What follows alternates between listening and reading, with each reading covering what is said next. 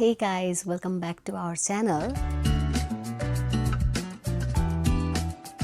म चाहिँ आज पनि एउटा नयाँ युट्युब भिडियो लिएर आइसकेँ। त्यो चाहिँ हो हाउ टु डु वेस फ्रम क्यानाडा है। अब म चाहिँ नेपाल गएको टाइममा भएर चाहिँ मैले चाहिँ आफै गएर वेस गरेर आएको थिएँ हैन। तर मैले एकदमै ठुलो ब्लन्डर गरेको थिएँ। त्यो ब्लन्डर चाहिँ कसैले पनि नगर्नु होला। र के ब्लन्डर गरेँ मैले, त्यो के चाहिँ गर्न नहुने रहेछ भनेर चाहिँ म आज अरूहरूको लागि पनि हेल्पफुल होला कि भनेर चाहिँ म यो भिडियो लिएर आइसकेँ। यो चाहिँ मैले एकदमै धेरै अगाडि सुट गरेको भिडियो हो हैन। म यही क्यानाडामा हुँदा मैले वेसको अकाउन्ट क्रिएट गरिसकेको थिएँ। अनि त्यसपछि के गरेको थिएँ र के गर्न नहुने रहेछ हैन, त्यो सबै भिडियो म भन्न गइहाल्छु हैन। अब let's go back to the video है। Without any further delay let's get started.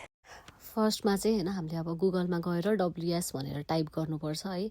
अब यसमा लिङ्क आउँछ, फर्स्टैमा आउँछ सब म्याक्सिमम केसमा। अनि त्यसमा क्लिक गरिसकेपछि चाहिँ त्यो लिङ्कमा क्लिक गरेपछि यो पेजमा ल्यान्ड हुन्छ है।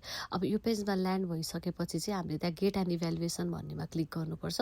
त्यो क्लिक गरिसकेपछि मेरो यहाँनिर चाहिँ मैले अलरेडी लगइन भएको भएर चाहिँ मेरो यो पेजमा ल्यान्ड भएको छ हैन।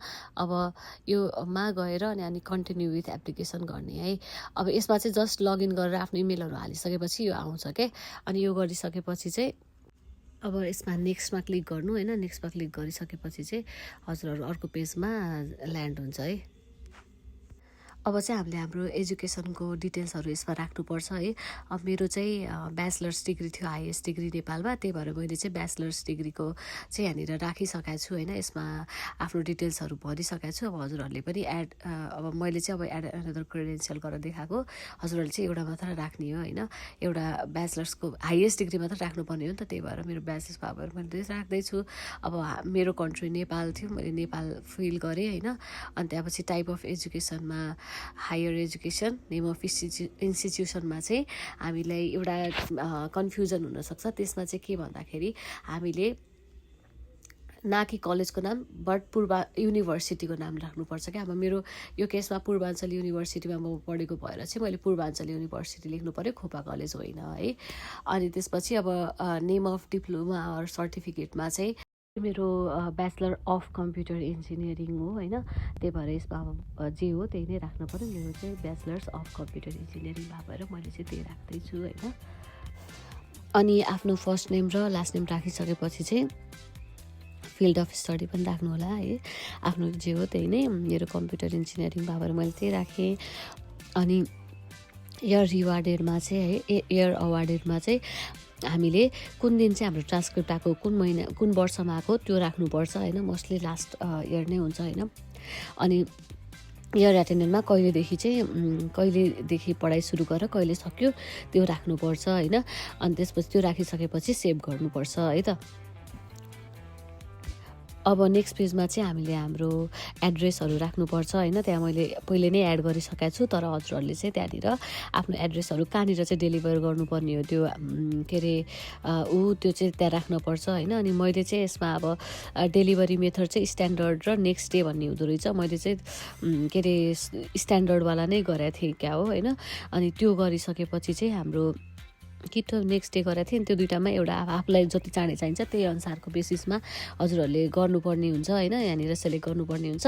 त्यो गरिसकेपछि चाहिँ हामी नेक्स्टमा क्लिक गर्नुपर्छ। त्यो पछि अर्को पेजमा ल्यान्ड हुन्छ हैन। अनि त्यसमा चाहिँ अब डिटेल्सहरू देखिएको हुन्छ कि यसमा अब के छ, प्रोसेसिङ टाइम कति छ, अनि के प्याकेजहरू हुन्छ, के अप्सनहरू हुन्छ हैन, के कति प्राइस लाग्छ, यताउता सबै देखाएको हुन्छ। त्यो गरिसकेपछि हजुरहरूले चेकलिस्ट जस्तो भनौँ न, रिक्वायर्ड डकुमेन्ट्सहरू के चाहिन्छ त्योहरू सबै यहाँनिर मेन्सन गरे हुन्छ हैन। अब यसमा के चाहिने रहेछ, हामीलाई कलेज गएपछि के चाहिन्छ, अनि कुन दुईवटा स्टेप्स केले चाहिँ हामीले पठाउन सकिन्छ, त्यो सबैहरू चाहिँ यसमा सबै नै लेखा हुन्छ। हजुरहरूले लगइन गरेर हेर्न नि सक्नुहुन्छ हैन। आफै पनि सब पढ्दाखेरि आफै बुझिन्छ। जो सजिलै छ, एकदमै वान अफ द इजी नै हो। यो सबै गरिसकेपछि हजुरलाई अब यहाँनिर दुईवटा अप्सन हुन्छ होइन, मेल र कुरियर गरेर कुन चाहिँबाट पठाउन मन लाग्छ। आफ्नो रिफरेन्स नम्बर प्लिज लेख्नु होला। अनि यसको लागि चाहिँ यही मिस्टेक मैले के गरेको थिएँ भनेर म पछि भन्छु होइन। अब यसमा सबै आफ्नो सबै फाइनल डकुमेन्ट अब चेकलिस्ट जस्तो रिभ्यूहरू गरिसकेर सबै आफूलाई मिलेको छ होइन, सबै करेक्ट छ जस्तो लाग्यो भने चाहिँ हजुरहरूले यसमा सबैभन्दा तल अब आफूले यो सबै टिक लाउनुपर्छ होइन। म यो सबै करेक्ट छ भनेर अब एक्नोलेज गर्नको लागि। अनि यो सबै टिक गरिसकेपछि अब हामीले यसमा अब नेक्स्ट गर्न मिल्छ होइन। सेभेन होइन तल गएर नेक्स्ट गर्न मिल्छ। तर नेक्स्ट गरिसकेपछि चाहिँ हाम्रो अब यसमा अझ एकचोटि फेरि पनि हामीलाई यो ठिक छ नि भनेर दिन्छ होइन। अनि अब यसलाई ठिक छ भनेर कन्फर्म गरिसकेपछि चाहिँ हजुरको पैसा कति लाग्छ भनेर यहाँ देखाउँछ होइन। अनि यसमा आफ्नो कार्ड डिटेल्सहरू अब केबाट पे गर्न चाहनुहुन्छ त्यो पे गरेर चाहिँ आफ्नो कार्ड डिटेल्सहरू हालेर पेमेन्ट सक्सेसफुल भइसकेपछि चाहिँ हजुरहरूको यहाँनिर सब्मिट गर्नुपर्छ होइन कार्ड डिटेल्स हालेर। अनि त्यो सक्सेसफुल भइसकेपछि चाहिँ हजुरहरूको WES रेफरेन्स नम्बर भन्ने हुन्छ, त्यो चाहिँ एकदमै त्यसले धेरै ठुलो खेल खेल्छ है।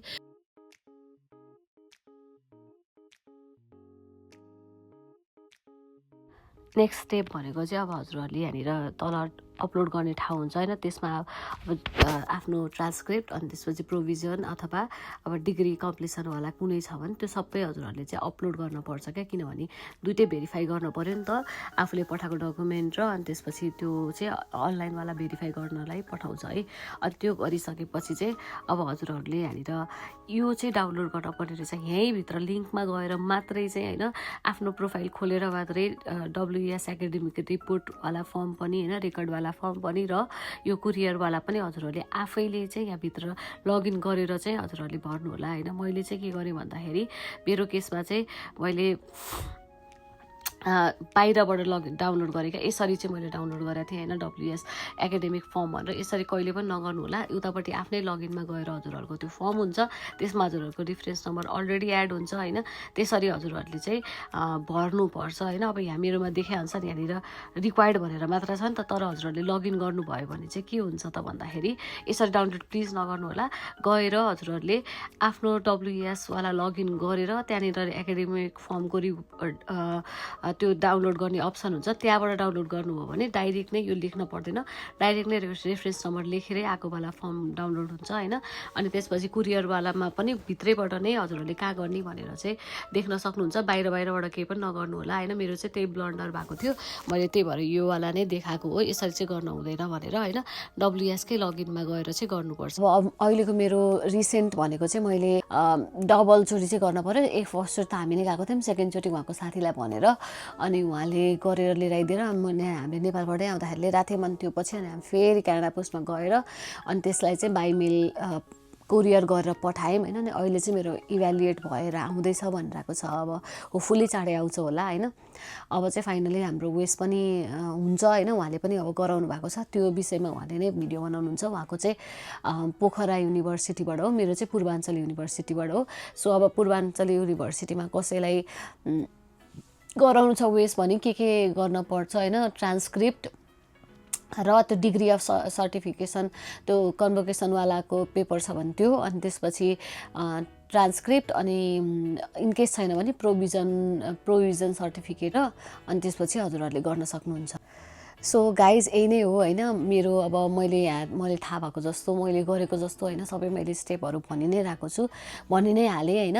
अब के अरे खासमा के चाहिँ गर्न पर्ने रहेछ भन्दाखेरि वेसको होइन जुन हजुरहरूले जुन आफूले लगइन गर्छ रजिस्ट्रेसन गरेपछि रेफरेन्स नम्बर आउँछ नि, मेन त्यो रेफरेन्स नम्बर चाहिँ प्लिज मिस्टेक नगर्नु होला। मैले लास्टै नै मलाई थाहा छैन, मैले अब एकदमै हामी हतारमा हामी घुम्न गएको बेलामा बनाएको थियौँ नि त, त्यो बेला मैले त्यसलाई चाँडै सकाउनलाई गरेँ के गरेँ। तर मेरो ब्लन्डर चाहिँ के भयो भन्दाखेरि मैले चाहिँ एकाडेमिक रिक्वेस्ट फर्म पनि अगाडि मतलब बाहिरैबाट डाउनलोड गरेँ क्या। त्यो आफ्नो लगइनबाट भित्रबाट डाउनलोड गरेँ भने त रेफरेन्स नम्बर त त्यहीँबाट आउने रहेछ होइन। अब तपाईँ लेबलको लागि पनि मैले त्योवाला लेबल प्रिन्ट लेबल भन्नेवाला केही नहेरिकन जे पाए गरेर त्यो कसरी चाहिँ काम सकाम भन्ने हिसाबले चाहिँ गरेको थिएँ होइन। त्यही भएर चाहिँ मेरो यस्तो ब्लन्डर भएको। सो प्लिज अब अलिकति टाइम वेस्ट हुन्छ, पैसा वेस्ट हुन्छ होइन। अब कसैलाई इमर्जेन्सी चाहिएको छ भने यत्तिकै झ्याउ मात्रै हुन्छ। त्यही भएर अलिक राम्रोसँग गर्नु होला, मैले जस्तो गल्ती नगर्नु होइन। आजलाई म यति भन्दै होइन, हाम्रो भिडियो कस्तो लाग्यो भन्नु होला। हाम्रो च्यानललाई लाइक, सेयर एन्ड सब्सक्राइब गरिदिनु होला। Thank you so much for watching.